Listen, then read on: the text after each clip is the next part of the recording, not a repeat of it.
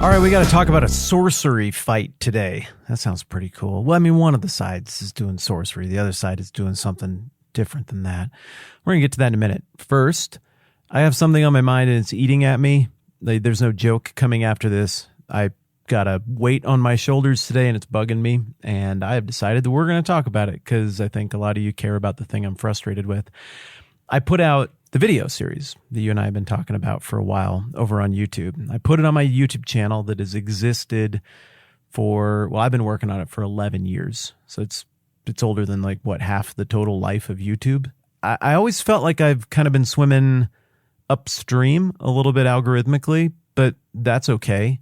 At times, though, it's been more than a sneaking suspicion. It's been really overt, where I will post a video. I don't know why it offends the algorithm or maybe someone at YouTube, but we get these analytics, these graphs when we publish a video, and I'll have videos with some frequency that are kind of on a rocket ship early on. I'm like, this is really cool. Not because I have some weird need for people to watch YouTube videos for me to feel good. I have great friends and a beautiful family and a wife who I love, and I play sports, and life is just rich and wonderful and beautiful. Church is great. I don't need YouTube views to feel good about life, but I believe the things we're talking about. I think this is true, and I think there's life in it. I mean, everybody likes to talk about things that they think are true and life-giving and meaningful. That's how we all are as people, regardless of what we believe or how we are. If we see something beautiful, we want to give it away to other people, even people we don't know personally. It's just how it is. And that's why I do this stuff. YouTube is not a real winning proposition for me financially. It's a labor of love. It's something I want to do. It's something I've done for a long time. A lot of good things have happened there. I've met so many friends over there. But for a long time, I've been really fighting somebody or something at YouTube, and I don't get it.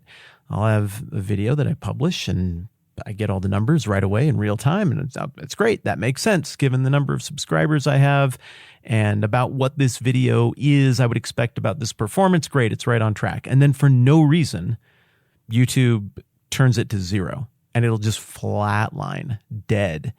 And of course, I screenshot all of this and I save it because it's kind of a curiosity, but maybe like a fool, I keep going back and then I just publish more things. I'm like, well, I'll just publish my way out of it. And eventually, maybe a year ago, YouTube started sending me messages and being like, we are throttling your channel. Huh. Well, I hate that. So I reached out to them and talked to them. I was like, well, what's the problem? Well, your channel's inauthentic. I'm like, I don't know what that means, but it's not. Can you tell me what I did wrong? And they're like, no, we can't. Just stop doing inauthentic things. I'm like, I have no idea what you're talking about.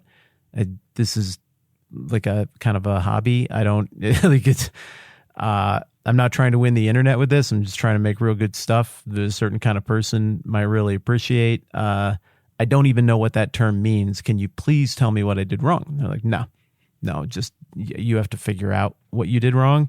I go, okay, well, how will I know when whatever you're doing to me, you're not doing anymore? And they're like, well, you won't. It'll get better. So I'm like, all right, well, what should I do in the meantime? I'll just keep publishing and, it might get better. Okay. Do you have any recommendations for me? Like if you were me, what would you tell me? And this person in the chat was like, well, I mean, maybe you could consider just shutting it down and starting a new channel altogether. What? I got like 10 years in this, bro. Like, you're being a bad business partner. Can you just go look and figure out what's wrong and fix it, or just tell me so I can try to fix it? No. So it's been like that for a while. I've been working on this video series for a long time. My goodness, did you all turn out to support that launch, by the way? That's about the most encouraging thing that I've encountered on the internet in forever. So many names that I know from you on Patreon and in the email and in the comment section. And I kind of have a sense of you and how you are on the internet. And I saw all of you over there. Thank you. Yeah, I'm just going to gush. I don't know. It meant the world to see you respond to this project that Hunter and I have been working on for a year in the way that you did. It is hyper encouraging. Thank you. At the same time that this video is receiving the best human reception of probably anything I've ever done in the history of the internet because of you and your graciousness. It was also receiving the worst algorithmic treatment of anything ever. It just got zeroed again. Just almost flatlined. There's a window of time where it looks like the line of impressions that is YouTube putting it in front of people is basically zero, like a trickle, a few, a handful, single digits per hour, which is nuts. I mean, my YouTube channel has 265,000 subscribers. I mean, it's not the biggest YouTube channel ever, but the math just doesn't make any sense. And it might sound kind of whiny, but when you go and you actually look at the numbers of how YouTube works, as a function of math, that isn't possible. The numbers aren't possible. So I put out a short video today. I think it was real fun. It's 22 seconds long. Same thing. Just a crazy rocket ship. Amazing start. And then flatlined. Just dead. Turned off. Killed it. I don't know why. So I'm hearing from some of you who are saying it doesn't even show up on my channel when you go to seek it out. I'm hearing others of you say that you're getting a content restriction notice, like my video on the book of Genesis is offensive or adult content or something. You kidding me? Like I got lightning bolts over almost every single image of Adam and Eve in the garden. I did my best. I mean, come on, it's Genesis. So this podcast, it happens in real time, and you get whatever version of me you get on a given day. And here's where I'm at. I've been doing a thing for going on 11 years, and it's been a huge part of my life. I'm thinking about shutting it down. I don't know. At some point, you're just an idiot to keep throwing that kind of work at that kind of thing when you have a dishonest business partner. And I'm referring to YouTube. They won't tell you what's wrong. They won't communicate with you. Either a human or a machine learning algorithm just decides, no, internet, sorry, you don't get to see this Bible video. And we're just turning it off. And then that's it. There's no recourse. There's nothing I can do. Just labor super hard and make another thing and hope that the algorithm doesn't notice that I published this time and doesn't zero it. So it's pretty aggravating. I don't know. I'm thinking about colonizing a different YouTube channel and just starting from scratch. I really like making videos. I like doing this. I don't get what's wrong. YouTube has made it clear something is wrong, both by their actions and their overt spoken words, but they won't tell me what, and there's nothing I can do. So that's where I'm at. It's really discouraging. Fame is not interesting. YouTube popularity is not interesting. It's not what I'm doing. But having videos zeroed again and again and again, it's not the best investment of my time. It's not shrewd. It's not a smart use of the resources of my life and my energy that I've been given. So I really got to think about that stuff. We didn't get very far in the book of Acts. Would you be okay if this were a long episode? That'd be all right. I needed to dump that off. Feels way better to say that into a microphone. But I also really want to talk about Acts because I'm really liking this story. And this next part is, I'm just going to do it. Here's the deal. We're on the first missionary journey. Paul and Barnabas have set out from Antioch, and it's really the church in Antioch, not the home base in Jerusalem, but the church in Antioch, where the Christians were first called Christians, that commissions this trip and sends them out. Now, Paul's a tent maker, and apparently he's pretty good at it. And that might seem like not a good way to make money now for most people, but I think it was a pretty good way to make money back then. So Paul, well, at this point, he's getting called Saul still at the beginning of Acts chapter 13. He had a way to support himself. Also, probably he had backing from some benefactors who wanted to see him go out and do this stuff. And these are people who, for whatever reason, weren't in a place in life where they could go out and do this trip themselves, but they recognized Saul's pretty good at it. He's well positioned. His life story fits.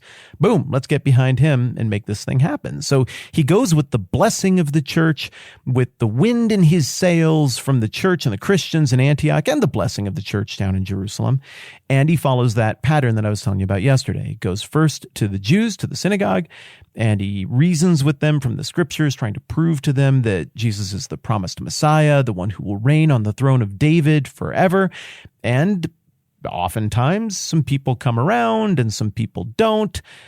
Oftentimes, the next phase in the story is people get mad and they either politically undermine him or physically try to hurt him. And then usually he will leave some leaders in charge who he's commissioned and brought up quickly, and then he'll escape from the situation like Lando in the Millennium Falcon escaping from the exploding Death Star, just barely getting out in the nick of time to go and repeat this process at the next location. Well, the first location that we get here is maritime. We leave Antioch and we go by ship to Cyprus with Saul and Barnabas and with John Mark as their helper. This kid was promising early on. Looks like maybe somewhere on this trip he got a little bit homesick or struggled with what the journey was about, maybe bit off a little more than he could chew.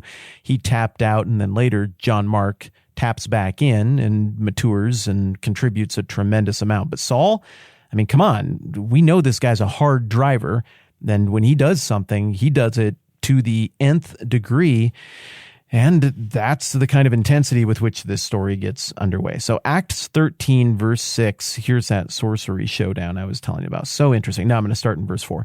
The two of them, sent on their way by the Holy Spirit, Saul and Barnabas, went down to Seleucia and sailed there to Cyprus.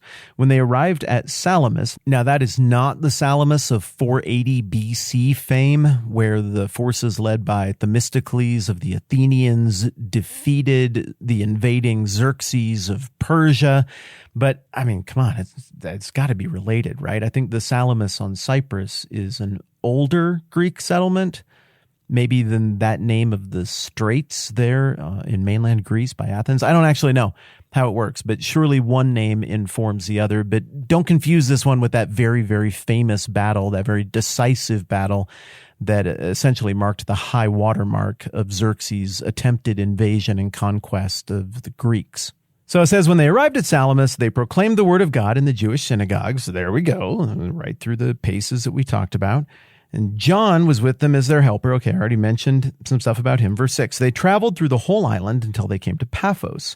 There they met a Jewish sorcerer and a false prophet named Bar-Jesus. So this guy is fashioning himself as son of Jesus, or spiritual descendant of Jesus, or inheritor of the powers of Jesus.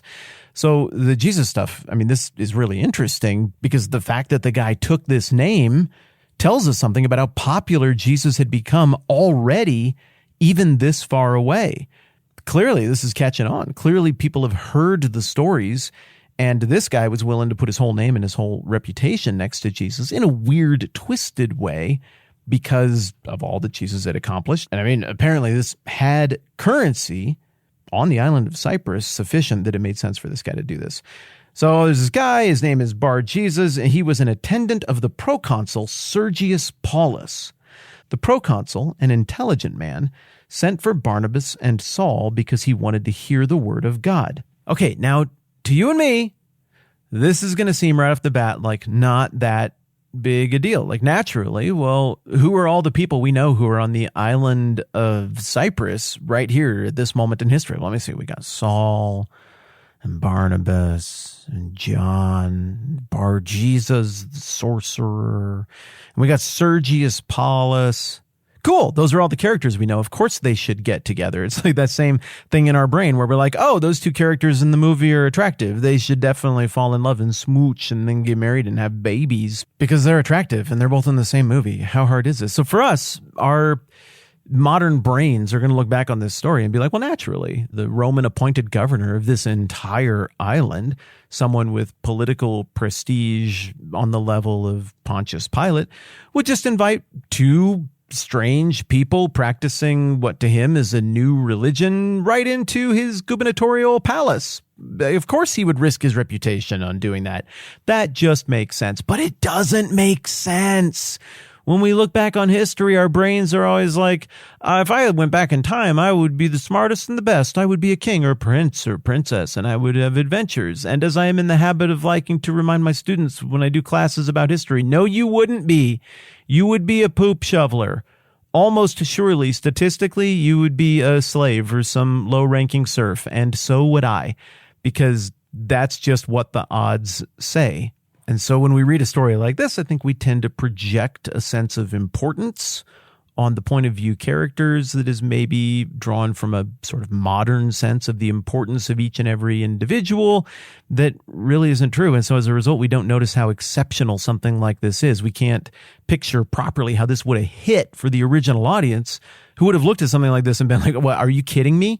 His first stop sent out the door by the church in Antioch, and he gets invited to the Roman governor's palace, the palace of a proconsul, and he is just like, the proconsul just invites him in and is like, "Explain Jesus to me." What? That doesn't make sense. That doesn't make sense. That is incredible. That in and of itself would have smacked of the miraculous to the original audience, who were steeped, who were immersed, who were brining in the reality of the inaccessibility of the Roman noble gubernatorial structure. Just incredible. But here's another thing that's incredible. For a long time, during the early age of criticism of the Bible, from the late 1600s into the early 1900s, it was very fashionable to say that this was an error, that Sergius Paulus never served on the island of Cyprus, or this wasn't a guy. This was just a made-up name, a made-up character, critics of the Bible said, to legitimize Saul, or Paul, in the way that you and I were just talking about. But, as is so often the case, all of those criticisms from that era end up being debunked and shamed by the reality of archaeology. Because from the mid to late 1800s up until now, the name Sergius Paulus just keeps popping up on inscriptions in all the right places at all the right times to indicate that, nope, that's exactly the guy who was in charge. And not only do we now know that Sergius Paulus was indeed the proconsul of Cyprus during this time, but we have so many other external references that have come out of the ground regarding Sergius Paulus that we can now accurately date this trip and when it must have started based on all of the accounts that we have now found of Sergius Paulus. And it's an interesting thing. This guy, he wasn't just a silver spoon dude who was given this great position as proconsul of Cyprus. He's a dude from probably a pretty good family who still had to earn it. Because one of the inscriptions that we've found regarding Sergius Paulus from around the turn of the last century is actually in Rome, and it turns out that he was one of 5 guys whose job it was to monitor the flood stages of the Tiber River and do flood and water management seasonally there to ensure that Rome would thrive and not get wrecked by the river that was supposed to be its very lifeblood. Here's how that inscription reads, which is dated to 47 AD and which was found in 1888. Here we go.